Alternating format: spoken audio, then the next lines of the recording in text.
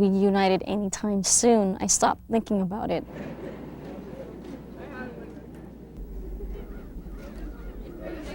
Loung Ung went to the local public school.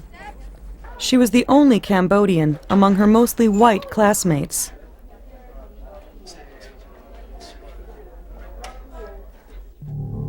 Even when the other students teased her, she didn't understand what was said to her in English. From this frustration, Loung Ung made one decision: I will forget Cambodia and I will become an American. While at middle school, she ate pizza and wore the latest clothes and hairstyles, trying to become an all-American teenager. However, as she grew, she couldn't help but remember life in Cambodia.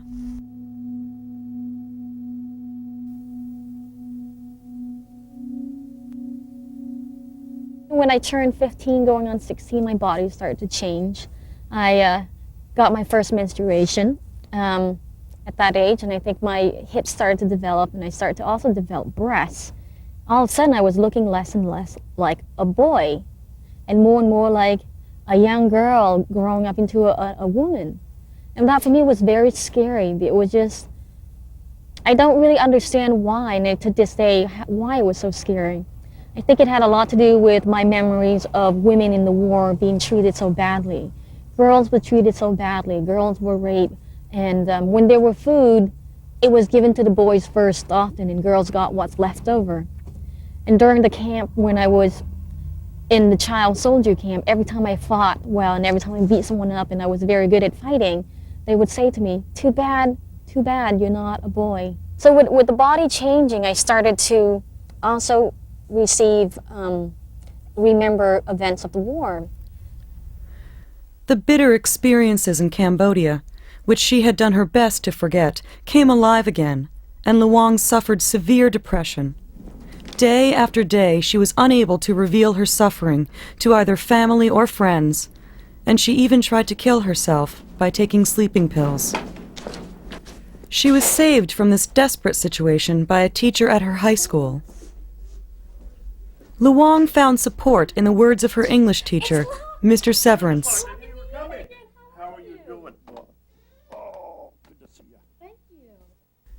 It was 15 years ago that Loung Ung wrote for a composition assignment in this teacher's class about her harsh experience in Cambodia and the loss of her parents and sisters, something she had never talked about. And this composition earned her her first A since starting school in America.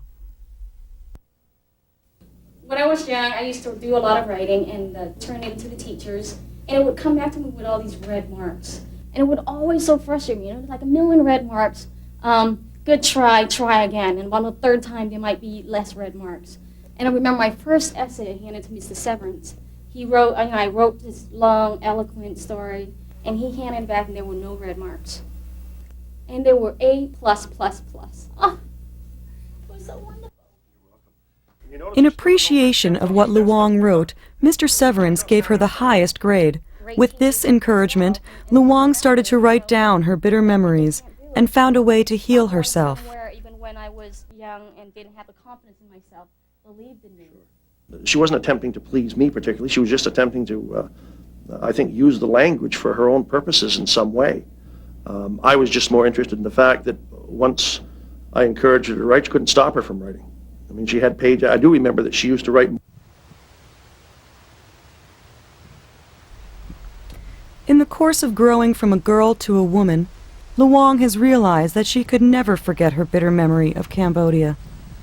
And gradually, she started to accept her past as part of her life.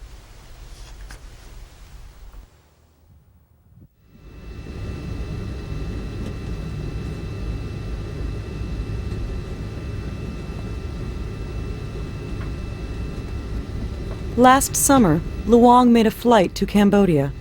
She had first returned for business purposes in 1995, 15 years after leaving.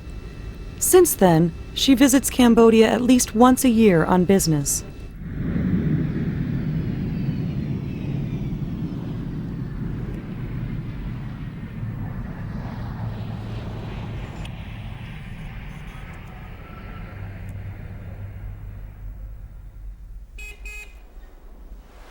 The headquarters of Luang's activities in Cambodia is located here, in the Kieng Kliang Rehabilitation Center. This center was established by the Vietnam Veterans of America Foundation in 1991 to provide rehabilitative services to victims of landmines. The center helps to produce personally fitted artificial limbs for landmine victims and provides the proper rehabilitation and skill training assistance. Since its opening 9 years ago, more than 8,000 victims have been rehabilitated, and over 50 applicants are accepted each month. Luang's work here is to listen to the victims' stories as they are being treated. In her American lectures, she speaks on behalf of those who still suffer from landmines years after the war has ended.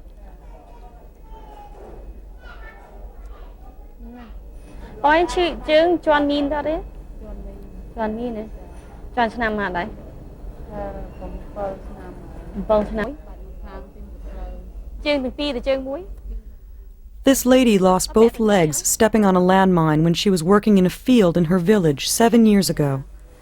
She been wearing the feet probably about 6 years, and she said when she walks too far, it hurts. It's also very painful.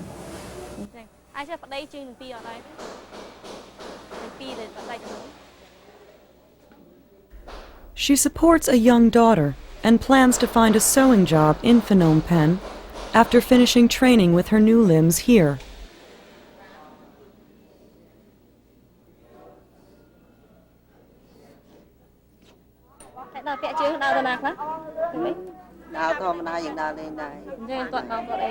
People who suddenly lose their legs one day, who suffer from this harsh reality, and yet try to live and work independently. They are reflections of Loung herself, who also works hard, trying to overcome the irrevocable wounds of her mind.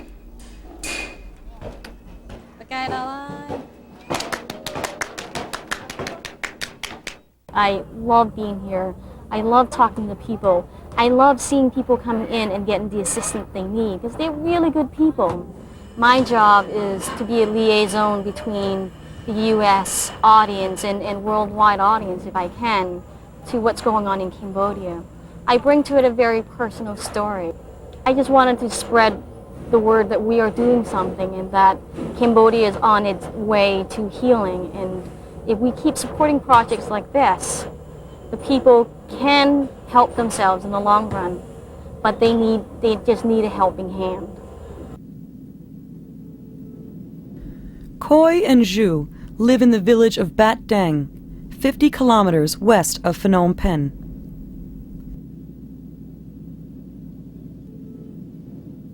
Loung is sure to visit here whenever she comes to Cambodia on business.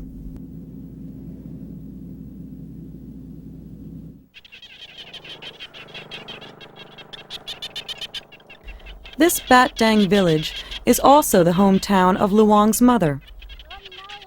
In 1979, the 5 brothers and sisters who lost their parents and survived the aftermath first came to this village seeking the help of their relatives.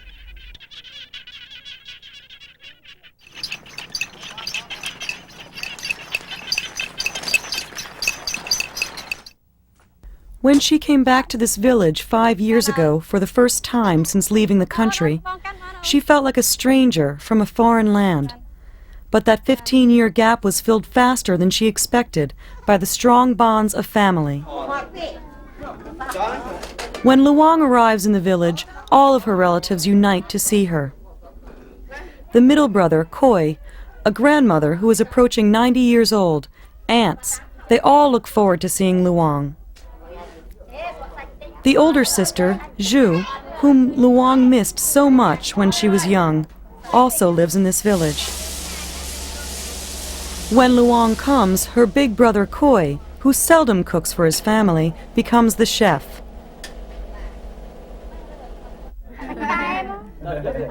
And a greater variety of rich foods than usual covers the dinner table.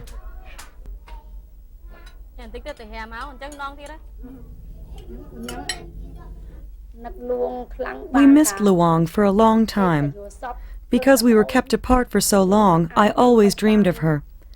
Although we knew, through our correspondence, that Loung Ung is doing all right in America, I constantly dreamed of meeting her until we actually met.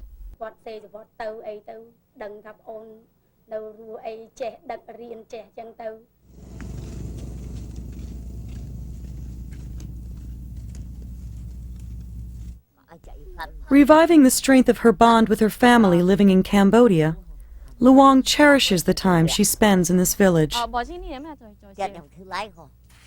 Chị em nhớ chị hả? Mặc chị hỗ chào. Mặc cái này. Giống như là mới ăn ăn à. After several visits, Loung Ung started to feel strongly that, even though she lives far away in America, this is her home. Gọn đi. Nhã nhã đi. Thì em thì nói khai thía mà.